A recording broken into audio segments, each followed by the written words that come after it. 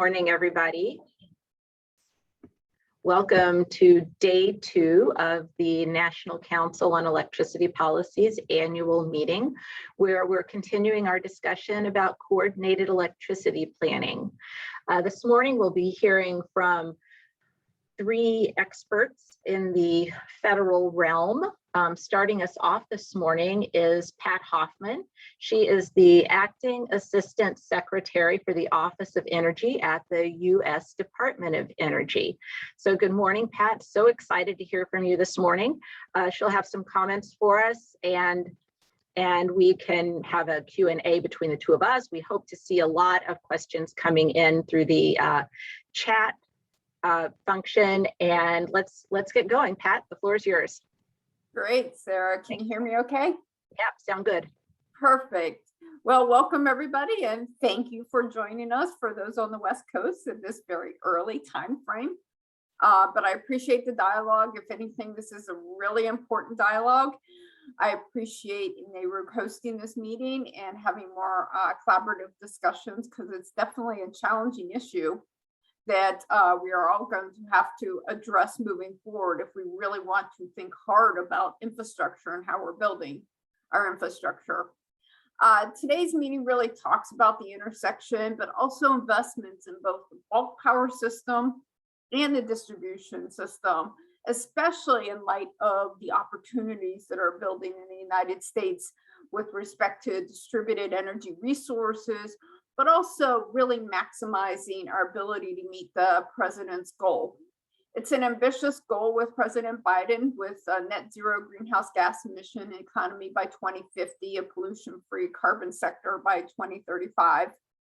I know many states have commitments on their own, and some of them have already been represented through some of the different dialogues that you've already had at this meeting and the resources that are available. In the last 3 years, 19 states have pledged net zero, while 37 states and the District of Columbia require utilities to really take a hard look at their investments and think about clean energy resources. So as policies continue to change, we need to figure out, how do we really want to get after integrated resource planning, cost allocation, but make sure we utilize things such as energy efficiency, so that we can optimize the system moving forward, but take the best value of the technologies and what they have to offer. So that really has broadened our landscape in how we think of buildings, how we think of utility infrastructure, how we want to build the transportation infrastructure. And that is an important part of this dialogue this morning as part of this panel. Is you really see that we're going to have to take a more comprehensive view from an integrated resource planning perspective, not just the T&D system, but actually looking at the infrastructure writ large. Now, for those states that are on the East Coast, that are in hurricane zones or in the wildfire areas, we also have to think about the emergencies and the emergency planning. So how do we build in resilience? And I would not be appropriate in giving a speech if I didn't really bring up that we got to watch the cybersecurity issues and we got to watch the resilience issues. So we have an opportunity here as we look at the next set of investments that we want to do, to really do some of those, what I call sensitivity analysis or stress tests, to make sure that the infrastructure that we're building really is up to speed with respect to some of the challenges that we're facing. The last thing from a high level point of view is really, how do we look at communities and start from the ground up? And I think we've got to have a two-pronged approach of what can we do around communities, and then what can we do in supporting the transmission and distribution infrastructure. So let's talk about the grid of the future. It's going to be pressed to do more than it was originally designed to do.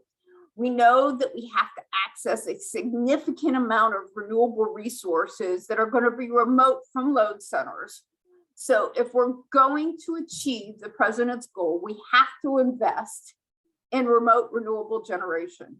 And we are going to have to be able to transport that to the load center, which means transmission. And we need to invest in transmission. Now, transmission can be a challenging and difficult subject as we all know, because we have to think about how do we get that built on limited land use and et cetera. But let me go back to the renewables conversation first.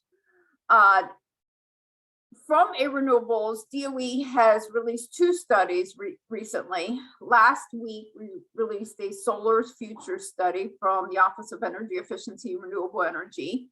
And it talks about a potential of 40% of the nation's electricity can be developed across the United States. It also mentions that in the United States, we have installed a record amount of solar in 2020, 15 gigawatts, which represents in totality 3% of the current electricity supply.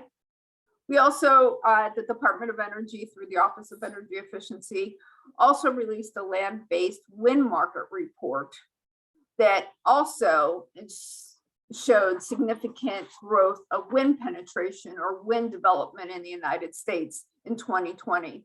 And it was approximately a record 16 gigawatts of new utility wind-based power. So we know that the developments are growing. In addition, Texas has installed the most capacity of about 4 gigawatts. So I guess in summarizing some of these numbers, you can look at the reports, but the growth is happening. It is happening, and we have to find a way to really take a look at that growth, but also be able to manage the variable generation. So going from the generation point of view, recognizing that renewables are variable, we are going to have a flexible resource to be able to manage that variable generation, which really goes into energy storage. So how can we look at in utilization of energy storage or a clean fuel that's flexible, that will allow for that balancing that is required for renewable generation. So at the Department of Energy, we've really been investing in energy storage development. We've had an energy storage grant challenge.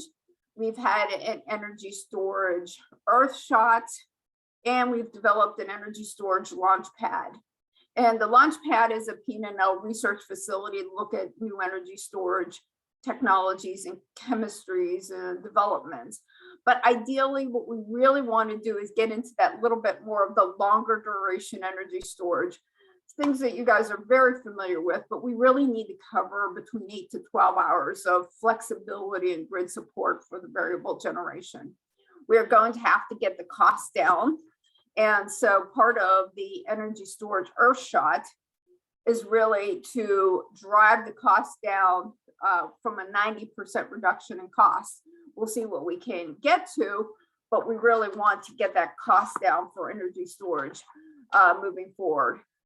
And so that's really what we want to think about from a DOE perspective, is how can we get the cost down, get the duration a little bit longer, so we can provide additional flexibility to the system. In addition, within the Office of Energy Efficiency, and I'm trying to cover a broader set of topics here, so apologies, there's the hydrogen earth shot as well. And that talks about really targets to reducing the cost of clean hydrogen by 80% to $1 per kilogram in 1 decade. And so as you can tell, we're aggressively trying to go after clean BTU and clean generation resources to think holistically about the system, with energy storage as being that buffer and that capability of providing flexibility on the system. Now, as I mentioned earlier in my talk, is we have to think about infrastructure collectively. And I think the biggest opportunity as we're looking at investments and some of the financial incentives that may be coming from the bipartisan infrastructure bill, a huge opportunity that Andrew Wishnia is going to talk about from the Department of Transportation is really the EV infrastructure. And I want folks to really think about that with respect to EVs. We're talking about electric infrastructure along highways, DC infrastructure. We're talking about supporting our distribution system, but we're also talking about smart charging. And I want to get ahead of the game as we think about electric vehicles, and that smart charging is going to be critical so that we don't have to overbuild our system for peak, say, vehicle charging capacity. And so if we can have that smart charging and that smart charging infrastructure, we'll be able to balance the demand and we won't have to build as much to the peak. And I think the name of the game as we look at optimizing is how do we build the right amount of generation and not have to overbuild the system? Why do we need the flexible generation for the variables? Because we don't want to overbuild the system. So I think we have to think about how to get smart around the prediction of renewables and when they're available, and high availability renewables. And then on the demand side, load management, smart charging, the right signals that allow for flattening of that peak load. And I think as we go into load management moving forward. So those were just, a point that I wanted to bring up. Now, I know Michelle Maneri will talk about transmission planning in greater detail, and I want to leave her kind of to cover a lot of the sticky topics with respect to transmission. She'll love me for that. But I really just want to at least do some high level things. First of all, when I think of transmission and transmission planning and investment, I really want to think about, can we maximize the capacity and capability of the existing system? So we know we're going to be challenged. So is there a way to look at opportunities for reconductoring or increasing the voltage of an existing transmission line? Is there an opportunity to do dynamic line rating? Things like that we can get the most out of the existing transmission system. Let's build that fundamental. Those are easy wins. Those are things that we should be able to capitalize on. And it will give us a foundation that when we need to build new transmission lines, we already have maximized what we can do with the existing system. So I guess as you're thinking about this and thinking about investments, really ask the hard questions of how can we utilize and build greater efficiency in the existing transmission system that will provide benefit for consumers moving forward. And so that is one of the things that I wanted to hit on just as a first and foremost discussion. And then I'll let Michelle go into some of the other details that DOE is talking about on transmission, because it is a fun topic right now. So the next area, even though I talk about the importance of transmission because we need to access that remote set of renewables, we cannot forget, and we need to think about how do we want to do community engagement and look at building out communities in the distribution system, whether it is advanced microgrids, whether it's distributed energy resources. I've already talked about load management, energy efficiency. All these things come into play. And we need to think about communities and how we're going to be able to manage that load shape at the community level so that we can also minimize some of the variable, flows or demands on the system that we'll have to match. And so those are some of the things that is still going to have to be a balancing act. Now, one of the next thing that I want to talk about, which is a really important topic from the administration's point of view, is energy justice. Is we have to think about the inequalities of how investments are planned and how facilities are being built. And I know this is a challenging conversation because infrastructure, if we can think about from a state point of view where to best build the infrastructure so that everybody benefits from that, but also understand the landscape of where do we want to have or not want to have infrastructure. So as we look at the siting issues, being able to map out where infrastructure can be best built. And that's why I somewhat think that at least at a minimum, we can try to capitalize on where the existing infrastructure is so we don't add more burden to communities from an infrastructure point of view. But some of the things that we can really take a hard look at moving forward. So I guess in closing, I really want to talk about the opportunities. There's a lot of challenges, but we know right now the infrastructure bill is being talked about on Congress. There's huge opportunities from a incentive point of view for infrastructure investment. Transmission is part of that infrastructure. There's a huge EV development as part of that infrastructure. And although the final details aren't determined, there are a couple opportunities that as we're looking at investments, we want to think about how can we apply this to get compounding benefits from an infrastructure point of view. So let me just highlight a couple of things. It really goes after, can we develop plans ahead of the infrastructure bill that look at both resilience and our infrastructure kind of strategy ahead of the infrastructure bill, so that we're primed and ready to think about where do we want to place the incentives, where do we want to utilize some of the opportunities in the infrastructure bill. Like the Recovery Act, this is an opportunity that we have to capitalize on with strong strategies and documents. I usually akin this to kind of the FEMA hazard mitigation kind of funding plans that FEMA asks the states to really think about how do they want to look at hazard mitigation, and then FEMA can allocate stuff to that.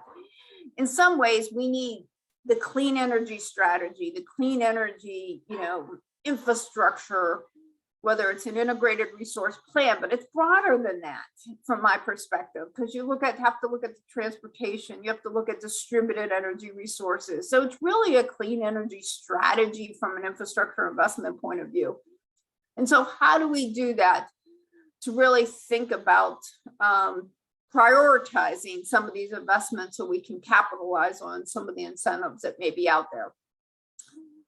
So with respect to the bipartisan infrastructure bill, it creates a grid deployment authority, which allows for opportunities to look at advanced technologies, demonstrations, opportunities for testing new technologies. The infrastructure bill also has an EV infrastructure and also a clean energy deployment, Office of Clean Energy Deployment. So how do we really think about pulling those things together? And so it also looks at EV charging, which I know the next speaker will speak about.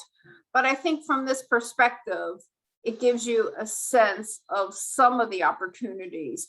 It also in the infrastructure bill, it has what's called an anchor tenant, which allows DOE to basically invest in transmission and help with the transmission capacity challenge that's out there. So I just wanted to highlight some of my thoughts on the high level. And then what I was hoping to do is actually either we can answer a couple questions or we can go to Michelle and she can get into the nitty-gritty details of the transmission that we've been working on. And then we can go from there. So thank you, Sarah. Gosh, thank you so much, Pat. This was amazing. And I have to say, I love that the Biden administration has reclaimed the language from the 60s with using shot for everything. I mean, that was such an exciting time where we very ably displayed the ability of our thought leaders and political leaders to pave the way on some major issues facing our country, and we're doing it again. So yay us. We have a request in the chat from Tanuj at Uplight. He would like to hear more about load management plans from you, and I would as well, of course. In particular, you also mentioned modeling and planning at the beginning of your comments, and throw in some modeling comments if you don't mind. Absolutely. So load management, in my opinion, is going to be critical moving forward. And let's start from the very bottom and work our way up. I talked about load management with smart charging and EV infrastructure as being critical. We got building load management with respect to whether it's either by price signals, by looking at the smart meters to really think about providing understanding where waste is, but ultimately load management is I want to manage that load profile, that utilities have to deal with. If we can flatten that and bring that peak down, we'll have a better ability to be able to manage the supply and demand. So from a load management point of view, it's really going after building loads, industrial loads, and EV charging loads. And I'm really worried that we're going to, if we don't manage and do some of this load management, we're going to end up having another peak in the evening hours when the renewables are not as available. Now, wind does pick up overnight, but still you're going to have that. We've got to figure out how to do that balance from that perspective. So load management is critical.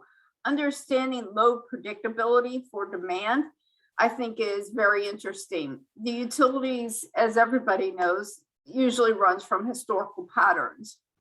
And we may not have historical patterns over the next couple of years to figure out. So that load management is absolutely critical as we think about how people are going to charge. I think this goes down to kind of machine learning and deep learning, is what is going to be the vehicle patterns? What is going to be the charging patterns?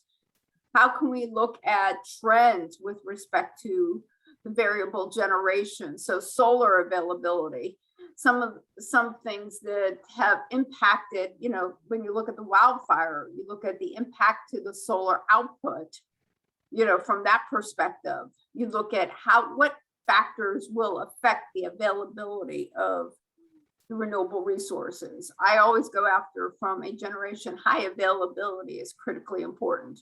So starting with that. Now, going back to the modeling opportunities really look at, number one, where is the potential, which I think you're seeing the reports that were thrown in the chat box about some of the potentials that are out there. Now we have to figure out what constraints are going to occur on the system, and can we get those renewables to market, which is the building of the transmission infrastructure, but also really thinking about how to balance that writ large. So the seams issues across the United States, can the West and East be supportive? I will tell you, is infrastructure required in a certain part of the country because there's too much burden placed on another part of the country to back up and support any sort of gaps from a generation point of view? So a lot of that modeling is going to be important. We have been looking at the North American Energy Resilience Model, the NARM, as more of a resilience tool, but it does have capacity and capabilities to start looking at transmission planning. And so we're going to try and take that tool and think about how can we look at transmission planning moving forward. Now, going further with this is from the state's conversation, I guess the one point is, can we take a look at a set of scenarios and think about collectively on a national scale or collaborative partnerships with the states on some of the transmission investment needs? Think about from the Recovery Act, where DOE did a partnership with the states and the ISOs and RTOs, and we did scenario planning, which helped give a sense of following kind of the Texas Pres type model, that if we're going to build out to this capacity, let's analyze some of the no regrets transmission investments. And I think that will help with the conversation of which transmission projects should we look at invest in. I know that was a lot and it was a little bit, you know, in multiple areas, but I hope I at least hit some of the points there. No, I think it was perfect. And you've taken us almost up to the end of time for our discussion. We do have a 5-minute break built in before Michelle Maneri joins us at 10 o'clock Eastern. I did want to ask, I believe there's a storage summit coming up in a week or so. Would you like to share that with our audience to close us out so they know what more opportunities they have ahead of them? Yeah, absolutely. We are going to do an energy storage workshop, and it's on the International Energy Storage Day in the United States, and it's going to be a stakeholder engagement. We're going to have a great set of speakers lined up to really do a deep dive in the energy storage shot, how we can get energy storage across the finish line, And so it's a great opportunity. And I believe the date is, I'll put it in the chat box, but it's September 24th. And as we get more details, I will also put that in the chat box. But it's a great opportunity for folks to engage and participate in the energy storage conversation. Great, thank you so much. And it will make sure to get all of that in the chat for those of you who are interested. Pat, thank you for sharing all of your thoughts with us today. This has just been wonderful, and you've teed up a lot of interesting topics for Michelle to address when she joins us in about 5 minutes. So thank you again, and we'll take our little 5-minute break, and I'll see you back here.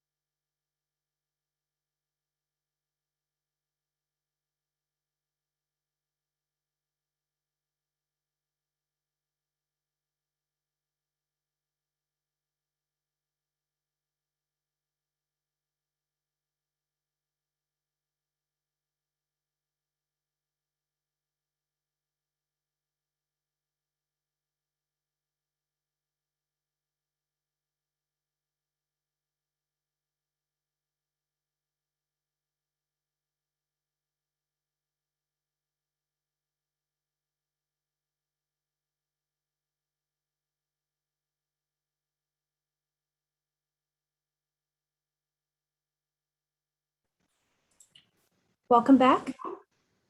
Introducing the Honorable Sarah Freeman of the Indiana Regulatory Utility Commission. Thank you so much. And we are back for round 2 of our morning discussion, hearing from various federal officials, their perspectives on the key issues before us today. Next up is Michelle Maneri. Michelle is the Acting Deputy Assistant Secretary for the Energy Resilience Division in the Office of Electricity at the U.S. Department of Energy. So within the same framework as Pat, from whom we just heard. And Michelle, really excited to hear your thoughts on transmission planning and infrastructure and everything today. So let's get going. And everybody remember, please put your questions in the chat. Yeah, thank you, Sarah. So Pat set it up nicely, kind of set the framework. Really, I want to emphasize a couple of things she said: planning, planning, planning, planning.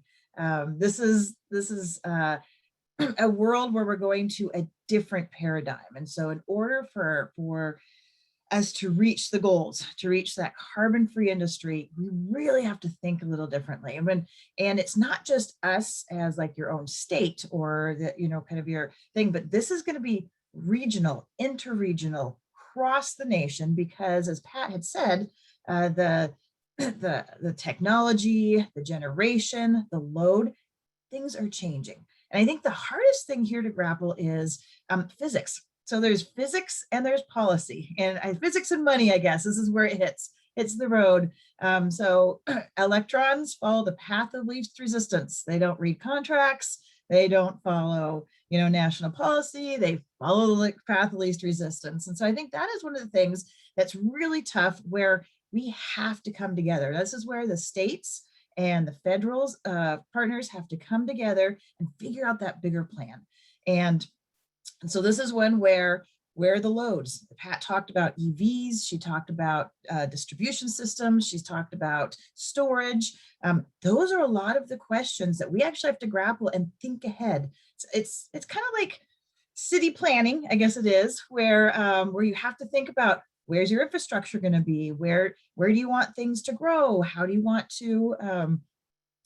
your city to be divided and to be partitioned? And what's that thought? Transmission is the same way, because it takes such a long lead time, because of a number of things, that you have to think about this and think about where your loads, who's going to use it, where do you want those EV charging stations, where do you want those storage, and what kind of electrons do you want, and how do you keep the lights on all the time? And I think that's the biggest challenge that people are kind of grappling with, is the physics, and how do you keep a reliable, resilient grid on all the time with this new paradigm, with this generation that you can't just start up and have it humming, that comes on and goes off.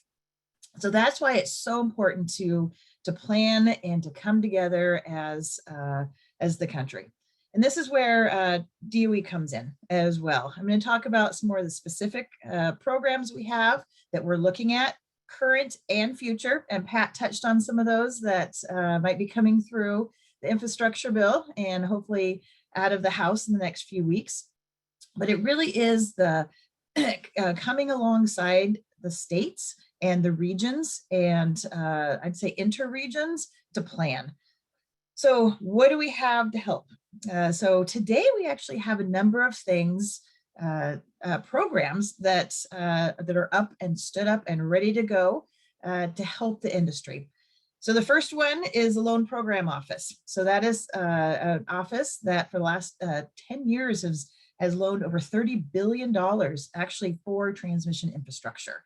So that is a program that office is geared up and ready to go, ready to start working with developers, working with industry, working with others to actually get that capital into the system, so that that infrastructure, whether it be batteries or transmission lines or upgrading existing transmission lines, that program is still there and gearing up, and hoping for a lot more business to help out the industry. The second item is we have some authorities, some existing authorities that the Department of Energy has where we can help. So One of them is section 12, it's called section 1222. Of course, it doesn't have a fun acronym, but it is one that you see where it's a federal third-party partnership in developing projects. One of the areas, if you're in the Colorado, the WAPA, Western Area Power Administration, has a program that's similar. It's a takeoff that called TIP, Transmission Infrastructure Program, where it is a partnership between third parties and the federal government to get transmission built and to help connect up those generators or the need to the generation to the load. The other item we have is. May I jump in real quick? Sure, Can you give some specific examples off the top of your head who the private partners are in these? Oh, sure. Great, Yep, thanks. these are transmission builders. So these are usually non-utility transmission builders. Now, the loan program office is to everybody, but there's a number of folks that are, we call them third party. So they're some of the well-known groups that specialize in building transmission. And so I think a lot of us are used to the utility doing that. Sometimes the utility partners with someone else, or if there's a need, if the utility doesn't either have the finances or quite see the need, but they allow a third party to come in and build that. Thank you. So it's third party backing. The other thing is we have, as Pat said, we have a number of things, research and development. So all that technology Pat was talking about, whether it be the solar or the earth shot, or all those, quite a robust group that has been going all along, and we're hoping to give some more money to really help the industry with those new technology. How do you get more out of your existing grid? And I can't emphasize that enough. What Pat said, you figure out how to get the most out of the structure there, and then you build what you need. I think a lot of times building is hard. People don't want things in their backyard. They don't want a transmission tower either in their backyard or dug under their backyard. And so we have to think carefully about where we site things and where the need is. But the R&D, all the new technology coming out. So a lot of the labs, a lot of the national labs that are really making sure we're testing that, we're making sure the cybersecurity requirements are there, but helping the industry with that kind of kickstart to testing and making sure that stuff works and getting all the kinks out. In addition, we've done a number of programs, and I think Pat talked about this as well. You kind of mentioned, I think saw it in the chat, a lot of the studies like the solar or the wind or a number of those things that trying to get the industry together and really look at things. And you're going to see a number of things coming out. One of the things that somebody told me and somebody else told me, so I'm going to steal this is going to take all the quivers in your all the arrows in your quiver. You can get that right there. It is not a one size fits all. The region is different, geographic differences, our transmission systems are different. And so this really is something that the states and the commissions and the utilities are going to come together and figure out what is best for that region or that interregion, and how do you make sure that it's not just about you, but it's about you and your neighbor and the next neighbor, because we're all electrically connected. And we've seen this on the East Coast, we've seen this on the West Coast. One issue happens and it cascades through the system. And so, yeah, your neighbor, you might think you're fine, but if your neighbor blacks out, guess what? It could black you out as well. And so just because of how the electrons work on the system. So it really is about a bigger thinking. So that's why there's a number of departments under the Department of Energy that are really helping states and communities think about how best to integrate, whether it be solar or wind or geothermal or small modular nuclear or those type of clean, or the clean hydrogen. What is best for that larger footprint, and what is the need there? I'd also say there's the big thing, especially for this group, is technical analysis. So we have funding that we partner with the states. We partner with multiple states. We're starting to see that now. And to provide the analysis, the scenarios, the what ifs, or how can we plan better. We've done we just finished a project with some of the Western states that really help them look at markets out there.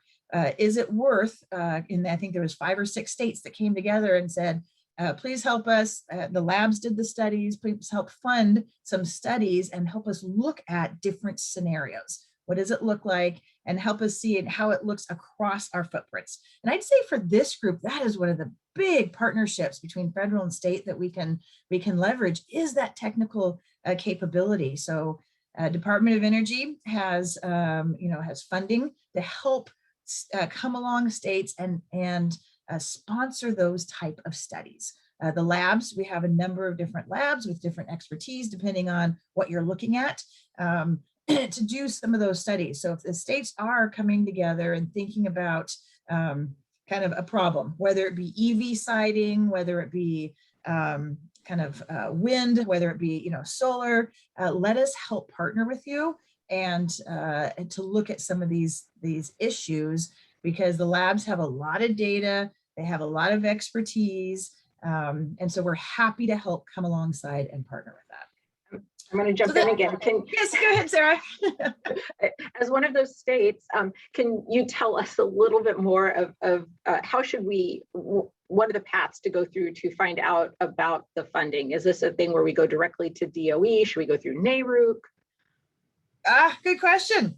So both. So we do partner with NARUC, and we fund some projects and that stuff. And so we have planned with NARUC to fund some seminars, some studies and that stuff. But I'd say also Pat and myself, especially if you're looking at something specific or a kind of an area. The other thing you're going to see us come out with this hopefully by kind of January-ish time frame is we've asked the labs to actually do some scenario planning for what it looks like to hit that clean economy industry, in 2035, given what the EV folks are thinking, what the solar folks are thinking. And so the thinking is we'll put a draft out. We'll put a draft plan. It's not going to be perfect. And then we're going to actually work with each of the regions, the states, the utilities, to refine the inputs, because the desire here is to actually get something that's electrically feasible. We get a lot of, we get some great thinking, but it's not electrically feasible. And so this is something that we are going to, we already have the labs working on, and our goal is kind of, like I said, the January time frame to have a good, at least a beta out there so that people can beat up on that. I think that's going to tell a lot. And it's going to be scenarios. It's not going to be the panacea. It's not going to be the plan, but the goal is to use that and to use all those regional conversations. We're going to be talking with all the states and the utilities. I mean, everybody in the industry, and figure out what is best for their area. What do we see kind of physics wise in their area, and what's the planning? And so that is a number of things. That is actually what we have today. And so what anything coming out of Congress and will actually help just add more resources to that, add some more money, add a lot of money because money drives things.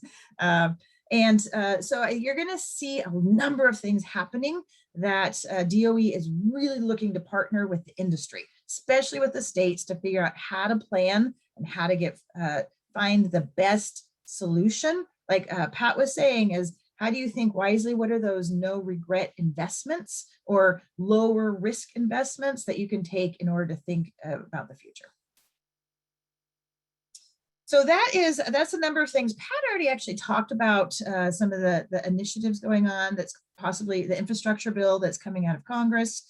Some of the authorities, the additional authorities that Congress is contemplating giving the Department of Energy, which will help with that conversation.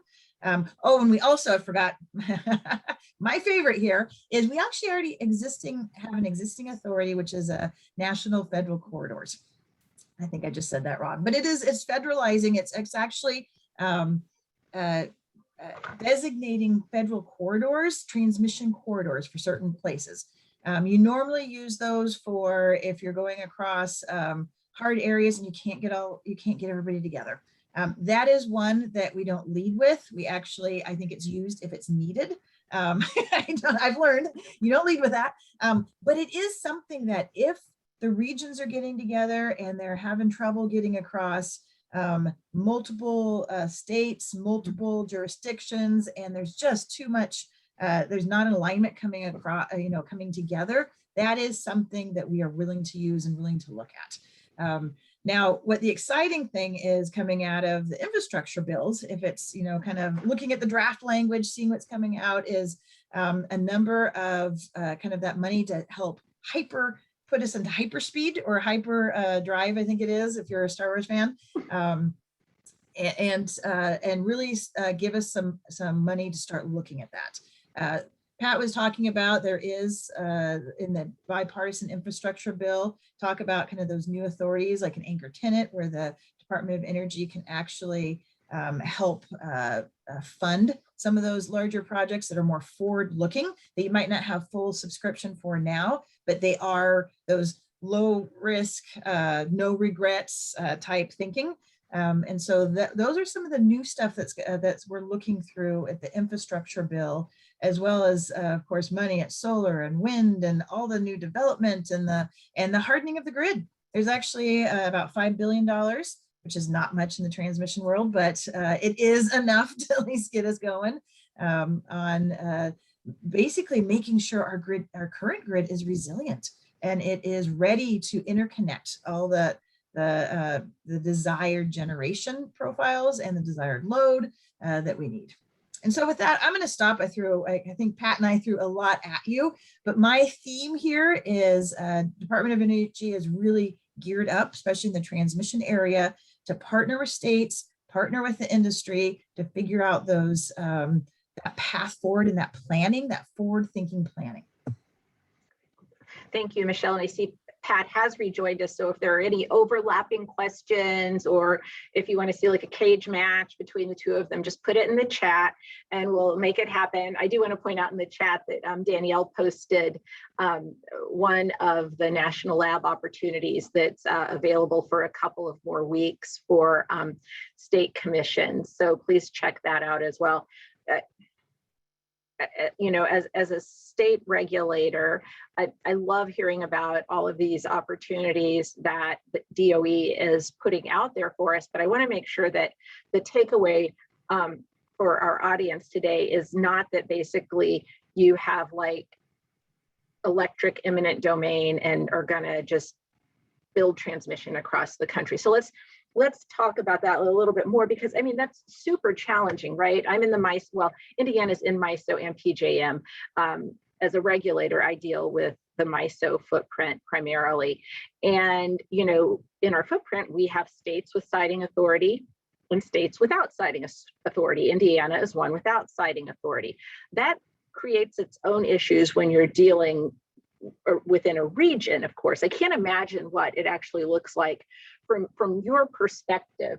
So when we're talking about figuring out where loads are, who's got the data to for you to determine that? I know a lot of things gets pushed up and information is shared, but when you're dealing with regions, subregions, you've got seams. We didn't even talk about getting between MISO and SPP. So this is kind of a squishy question, but how do you all deal with the reality that there's going to be pushback on a policy level, despite whatever the intentions are, and how are you soft skilling us to work together? You want me to So start? Or do you want to go? I'll start and then Pat, you can jump in because these are our favorite questions. So you nailed it, Sarah. It's how do you bring folks together that are used to planning or, kind of having, looking just at their jurisdiction. I would say that it is imperative. So my first goal is the states can plan and work together. That is the best. the states still have that jurisdiction and the responsibility to do that. What I would say is, so that is the first and foremost. That's why we're really focusing on giving the skills and the tools to the states to actually plan together, to come together. And I think for DOE, from my perspective, and Pat, it's what can we do to help you guys get together? What can we do to facilitate that if needed? What, is it facilitation? Is it analysis? Is it, what is it that we can do to help bring you together? I would say, I always call it a Nerf bat. So you always do have the national transmission corridors. That is the last thing in the toolbox. Don't want to use it. And we haven't had, well, we've tried it before, but we really haven't. The first and foremost is we want the states to do this. And so that is something that we're really focusing on is figuring out, and that's why talking to here, what can we do to help that? What can we do to facilitate that? Because the states are the ones that have started driving. I mean, they started driving it 10 years ago.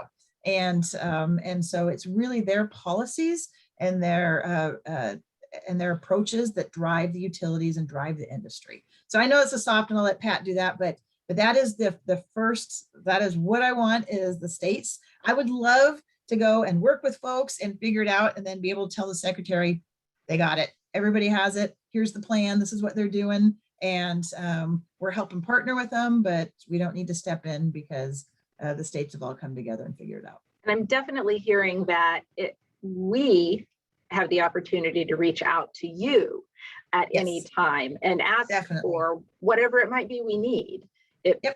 Whether it's available, whether the outcome matters not, right? But we can always ask.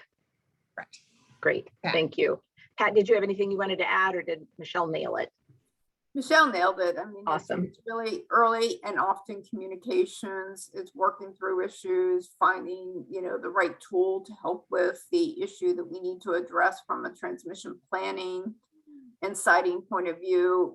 We have the rapid toolkit that looks at tools for better transmission siting or permitting. But I think if there's capacity and capabilities that we can help states really build this in partnership, we will do so. Awesome. Thank you. We did have another question from Tanuj. Thank you so much for keeping the questions going out there. The big DOE resilience report from 2017 focused on system resilience, not resilience at the meter. Has the perspective on that difference changed since 2017? And if so, how has that impacted the Office of Electricity's focus? In 2 minutes or less. That's you. All right, resilience, still an important topic for DOE. Once again, sensitivity analysis. I think we need to do both. We need to do resilience from a community level, looking at individual resilience, but also just the equity issues, but also how can we build microgrids and generation capacity at the resilience at the community level. But we still need to think about the transmission system. And I think that's the stress testing sensitivity analysis that I talked about. So we are going to add that to the conversation. I usually say that we got to look at climate resilience and climate, but also all hazards resilience. And it is not an either or conversation, but it's how do we be inclusive so that we're really being forward leaning as we invest in infrastructure. So this is getting the most out of infrastructure as possible. So climate is very important to get that right infrastructure there, but it's also important to do that stress test as well. Great, thank you so much. Have any more? Oh, I do want to make a clarification from earlier when I mentioned the funding opportunity that was available to PUCs. I want to clarify that that's also available to state energy offices. Sometimes I forget that I'm not the only player in the game. Get a little navel gazing, but it's open to state energy offices as well. So I don't see any more questions having come in on the chat, and we've got like 1 minute left. So I'm going to go ahead and close it out here if that's okay with you guys. Thank you so much. We've got one more speaker coming up after our 5-minute break. Andrew Wishnia will join us at 10:30 Eastern. I hope you both, Pat and Michelle, can stick around if your schedules allow, because this was super nice having you jump in, Pat, and Michelle, you might need a nap. Michelle's one of our West Coast attendees, so she got up super early to share her expertise with us. All right, so we'll go into our break now, and I'll see you back here in 5 minutes.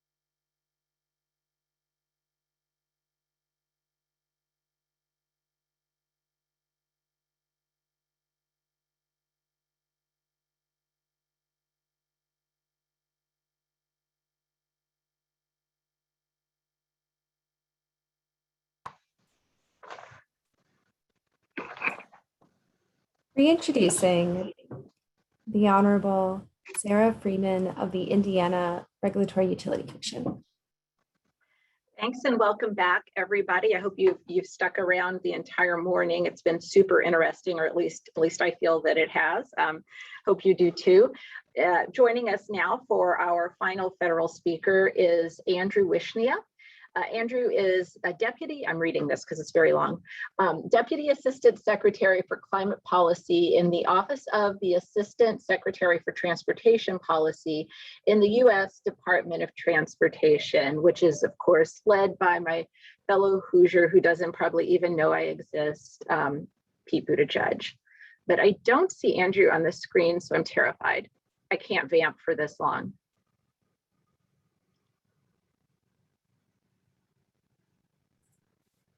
Hi, Commissioner. I'm going Hi. to see if we can.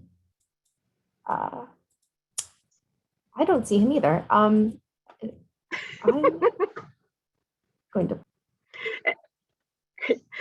And our #1 fan out there, Tanuj, says, yes, that would be great. So I feel totally validated. Well, where do you guys want to pick up? So I forgot something. Oh, that there we go. I realized, after you go off camera, you're like, oh man. So one of the things we hear, especially from folks out west and that stuff, is, man, we're trying to permit something, getting through the federal agencies is impossible. And so you guys all, can you please coordinate? Can you please do something? And so I think that is something that I didn't talk about, which you're going to hear Andrew talk about as well, is there are a number of initiatives or number of efforts underway just to align some of the federal agencies and try to figure out where we can find efficiencies, where we can partner, where we can think together and plan together. And so that is something that you will hear. I think Andrew's going to talk about that coming up as soon as we get him. But so if there's any insight, or please just let us know if there's certain areas that are just driving you bonkers. If we're not tackling them, it'd be good for us to know as well. We already know that, especially with transmission, they're like, can you get DOE and Interior together, please? Whether we have to go across forest land or deal with the Army Corps of Engineers or anything like that, can you guys please come together and do that? So that is something that we also know that we need to work internally in the whole federal family to figure out how to do that better. And unfortunately, there's actually, it's exciting times. There's a desire and an openness to do that. And so there's putting together memorandums of understanding or kind of figuring out how to do that together is something that we're really trying to do.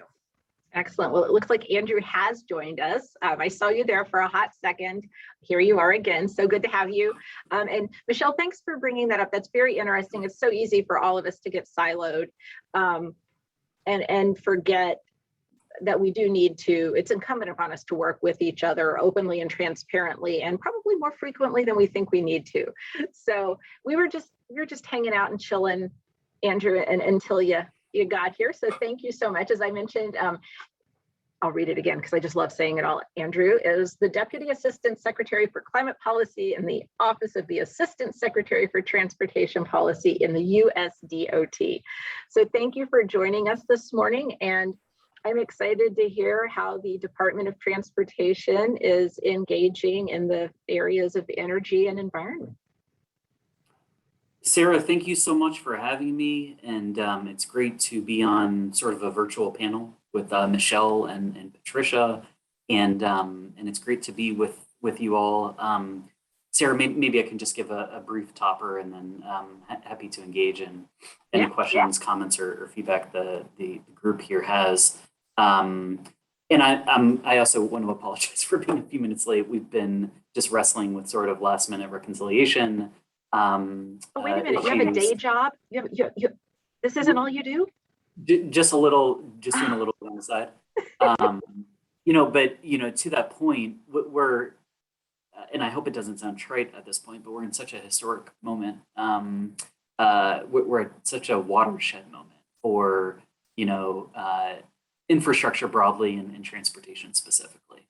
And what we're endeavoring to accomplish is bold and transformational. And that's to align our transportation programs and policies to the greatest extent possible to ensure that that we live up to the president's goals of net zero emissions sector-wide by 2050, and equally, if not more important, 50 to 52% reduction in emission using a 2005 baseline by 2030. And so we're looking at a decarbonization strategy here at the Department of Transportation specifically. We'll be working very closely, intimately with our colleagues and friends over at the Department of Energy. To that point, the bipartisan infrastructure deal, just illustratively, has $300 million to set up a joint Department of Energy and Department of Transportation sort of joint program office. We already work hand in glove sort of internally, but this is kind of a market signal that we're intending to work very closely and in alignment going forward, honestly, because we have to. We have a whole of government strategy to decarbonize our transportation system, but that's going to require the Department of Energy and Department of Transportation to work explicitly and inclusively together. But let me just take a step back. I mean, I think one of the ways that we're looking at decarbonizing our transportation system is to do so in a way that creates options to reduce trips, to shift trips, to improve trips, and to negate emissions. And so part of what we tried to do in the American Jobs Plan, and part of what we tried to do in working with our friends and colleagues on a bicameral basis in the House and Senate in terms of reduced trips was look for opportunities to expand access for pedestrian infrastructure, for bike infrastructure, for better land use planning. We came out with a guidance document that for the first time ever creates a national policy, which says that 23 USC 111, a sort of an anachronistic provision in United States code, that doesn't preclude state departments of transportation for citing renewable energy projects on transportation rights of way. That's a pretty groundbreaking policy because I think historically, unless you're, Massachusetts, Oregon, maybe one or two other states, I think Missouri has some wind turbines at some rest areas. A lot of states interpreted that policy as precluding them from citing renewable energy projects on transportation rights of way. So we're really excited about that guidance document and ways to leverage and build off of that guidance document. Speaking of the Department of Energy, we're going to work together with them on electric transmission policy. And part of what we're talking about when we're talking about renewable energy is not just charging infrastructure, which is important, but it's the grid that undergirds that charging infrastructure as well. So we're really excited about that. Anyway, so that's part of the reduced trips bucket. We're also looking at shifting trips to the greatest extent possible. We just want to create optionality for people to get out of their cars at their discretion as they so choose. We don't want to force anyone out of their cars if they don't want, but we do want to create options. And so to the greatest extent possible, we want to create options for people to use transit, for people to use rail. And the good news is there that we have a historic investment in transit. We have the greatest, the greatest investment in rail since the inception of Amtrak as part of the bipartisan infrastructure deal. And then the last bucket, I should say the second to last bucket, improved trips. We want to reduce trips, we want to shift trips, but we also want to look at the system as it currently is and maximize the efficiency of that current system. And so that's where sort of transportation electrification comes into play. That's where fuel economy standards come into play. That's where all of our sort of system operation strategies come into play. And then the last bucket, negate emissions. I think maybe as early as a decade ago, people looked at green-based infrastructure, sequestration, tree canopies as sort of a nice to have, not necessarily a necessity. But from an environmental justice perspective, from a resilience perspective, really across the board, I think people realize the criticality of having natural infrastructure, green-based infrastructure. And so we worked with Congress to include $8.7 billion for a new discretionary grant program to be housed at the Department of Transportation, and a formula program, the first ever at DOT, specifically focused on transportation resilience. We have the first definition of natural infrastructure now, which provides some certainty to project applicants and project sponsors with respect to what they can use Title 23 dollars for. We have the first definitional approach, if you guys can believe it, for resilience and resilience improvement. So once you get into would you mind, I'm sure you have them memorized, telling us some of the definitions or just the structure of them, what we're talking about with transportation resilience, with everything you just mentioned. I love that. I'm a former legislative drafter. I thought I'd be doing it my entire career. I'm not, but it's still in my heart. And defining things when appropriate and defining things appropriately are so critical to moving policies forward. So please. Yeah, and we worked, I should say, previous to coming to this job, I worked for 4.5 years on the Senate Environment and Public Works Committee. And we worked very closely there with all of the sort of green groups and folks who are interested in these resilience kind of issues, and have been working on this for decades. So that includes, Audubon, it includes the National Wildlife Federation, it includes TNCs, so many others. And so the good news is this kind of came from the grassroots up. Sarah, the bad news is I don't have word for word those definitions memorized, but the good news That's actually is good. the good news is this was in a TIA S2302, which we reported out of committee in 2019, and it was reported out as part of the bipartisan infrastructure deal, word for word the same.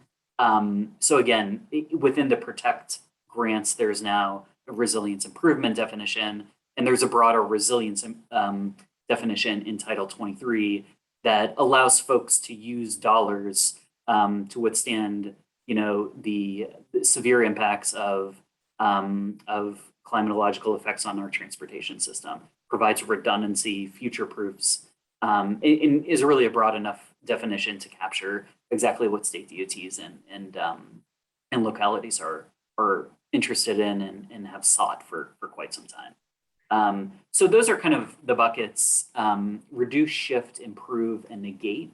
And then we sought to align those kind of North Stars with the American Jobs Plan and what we were endeavoring to accomplish in the American Jobs Plan.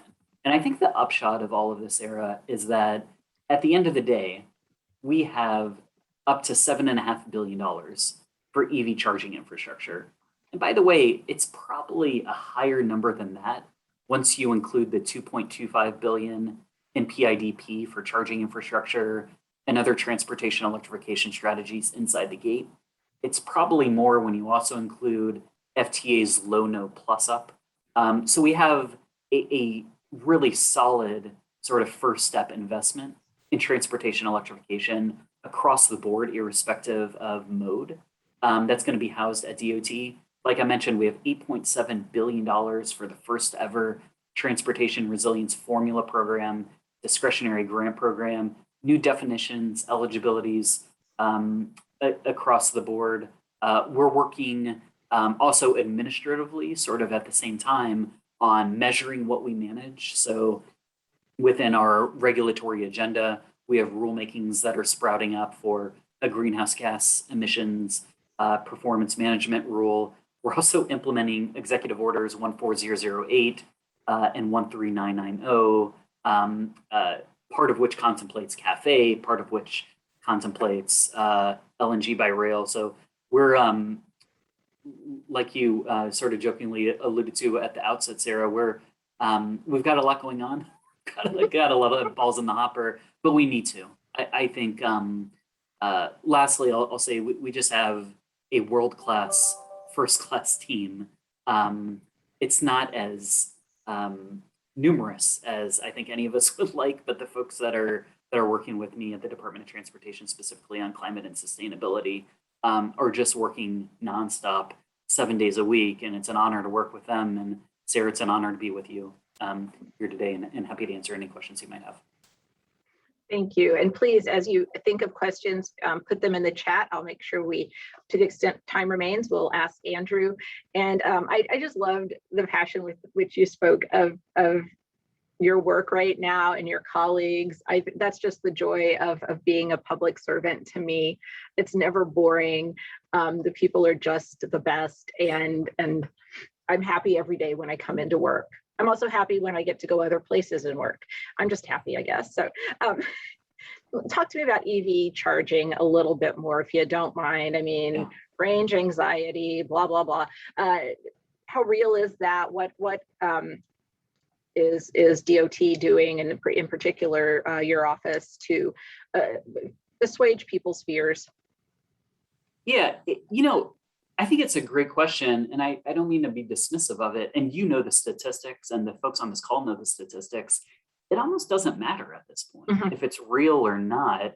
The fact is that psychosomatically, people, particularly in the United States, want the freedom to travel, right? And irrespective of like whether it's a real and substantive concern, I think that freedom to travel, they need an assurance, even if it's an over-insurance, that charging infrastructure is going to be there. I think that's thing one.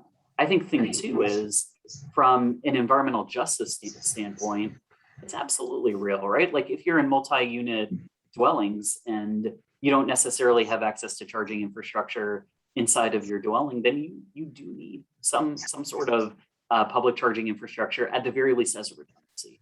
So as a result, what we did a number of years ago, and what this administration has done, is we've created parallel processes. We've created one sort of alternative fuel corridor program. So that builds off of a section that's in the FAST Act, section 1413. And what we've said is, if you've done the right kind of planning, we are going to designate, you don't even have to have charging infrastructure necessarily installed. Just show us that you're planning to site charging infrastructure. We'll go ahead and designate you, we being the Federal Highway Administration. We'll provide a designation, and that designation allows you then to apply for a bucket of funds that hopefully Congress will soon enact as part of this overall spend for charging infrastructure. Secondly, in addition to alternative fuel corridors, which provides and sort of solves, Sarah, to your point, for range anxiety, we also have a second bucket of funds that's outside of the alternative fuel corridor process. That's called community charging. And that's basically a bucket of funds for urban cores, for rural areas, and for other areas that are not necessarily on the interstate system or even the national highway system.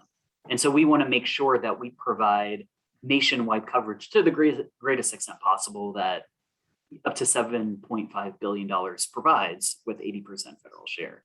But we want to provide as much coverage as possible, so people theoretically are able to travel coast to coast on zero emission fuels, but also within their communities as well. So I think the vision and values aligned with our charging infrastructure program are equally as important as the spend. And so what we're endeavoring to accomplish is, we want a safe, convenient, accessible system that provides zero emission charging wherever folks want to be able to access it, right? We want that charging to be as accessible as possible.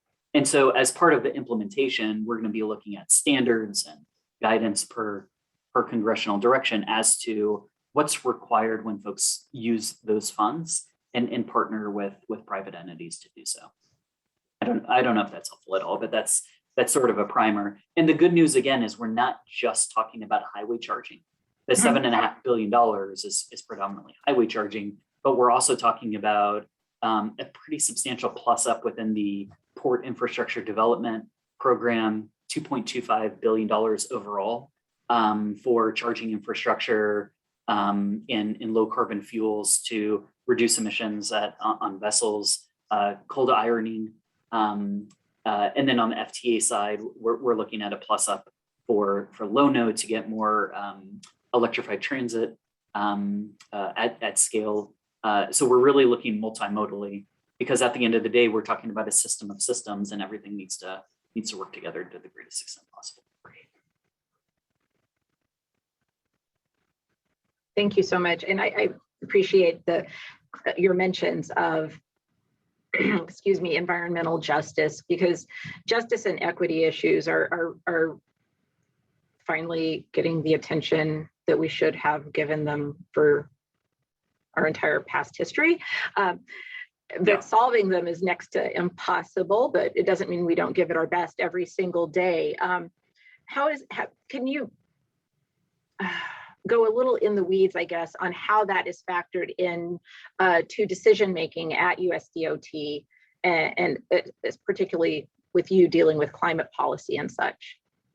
I would say it's a great question. Wherever we could, we tried to work with Congress to ensure that this Justice 40 principle was carried out into statute. So we're trying to ensure that at a bare minimum, at least 40% of the investment for EV charging infrastructure, since we're on that, that at least 40% of the investment goes to disadvantaged and low-income communities, right? Like, at the end of the day, we want to make sure that these are inclusive investments with respect to planning, to make sure that these investments are in communities that are in need.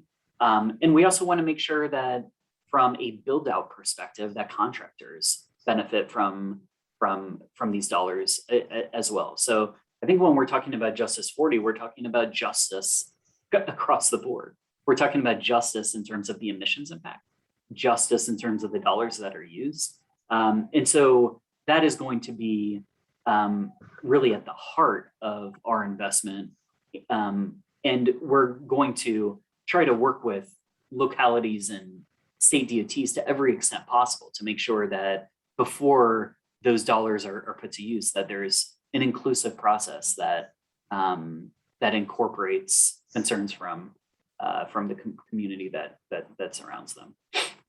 What I also want to mention, and I'm looking in the chat, is somebody helpfully, I think it was Danielle, helpfully posted our FHWA memorandum on state DOTs leveraging alternative uses of the highway right-of-way. I would counsel everyone on this call to take a quick look at that guidance document, because in some ways, I hate to say it because I'm going to work as hard as I can over the course of the next 3.5 years. But as a policy statement, this is a very significant policy statement that will help environmental justice communities, right? Environmental justice communities oftentimes are adjacent to ports, to highways, to our transportation system more broadly. What this guidance document says, again, is notwithstanding sort of the nebulous implementation of 23 USC 111 over the course of the past 60 plus years, you can, in fact, reduce negative externalities on the transportation system. If you want to cite solar, there's nothing in statute that precludes you from citing solar within the existing footprint of the transportation right-of-way. Same with wind, same with electric transmission, same with broadband, same with charging infrastructure. So that does a couple things. One is to provide certainty that renewable energy projects, particularly this level of investment in EJA and the bipartisan infrastructure deal, that can be leveraged for the existing right-of-way too.